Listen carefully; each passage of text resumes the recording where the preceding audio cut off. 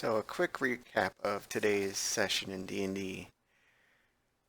The intrepid party of adventurers unasked the prison area with the drow hot on their trail. Survival checks followed for both getting not lost and finding food. Both of those failed. While wandering around wondering which way to go, they encountered a carrion crawler. Luckily it didn't give them too much trouble. They were able to cut it up for some shrimp-like meat from the insectoid creature. After that, they found a cavern suitable for a long rest, spattered with a few random fungus.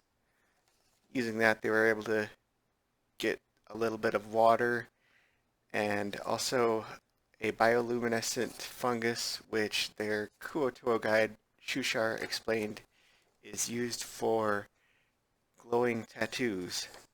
Well, the changeling wizard wanted a tattoo. She explained that she wanted to get a cool tattoo of an arrow just like Aang the Airbender. The Minotaur barbarian wanted in on that fun, so he asked Shushar to give him a tattoo on his neck. I figured I'll let Shushar do a performance roll. He rolled pretty low, so he made a tattoo of Blibdolpoop, the Kuo-Toa sea mother, which basically looks like a naked woman with the head and arms of a lobster. Well, meanwhile, the changeling rogue in the party, he tried to relate to the were-rat twins. Of course, the party not knowing that they're were-rats. I guess trying to gauge their intentions. Nothing much came of that. The next day, survivor rolls again went poorly.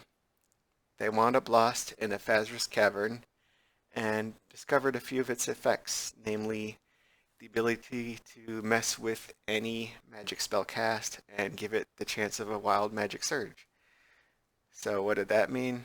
Cantrip time. The two magic users in the party spammed their cantrips hoping to elicit one, but unfortunately, since it only happens on a roll of 1 on the d20, they didn't get that chance to happen. Well, then the changelings shifted tactics to try pranking each other by changing into different members of the party. Then the half-elf warlock, wanting in on the fun, he used disguise self to join in. All the mind games proved too much for Bront the orc, who got temporary madness and just dropped unconscious for no reason.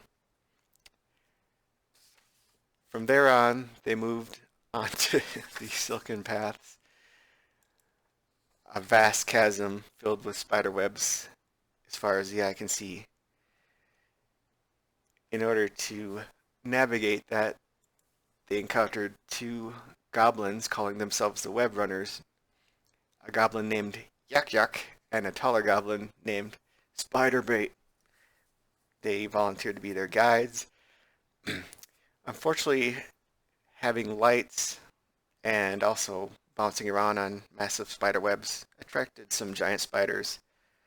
Luckily, they were easily enough dispatched, and they also rescued a halfling who was wrapped up in some spider webs.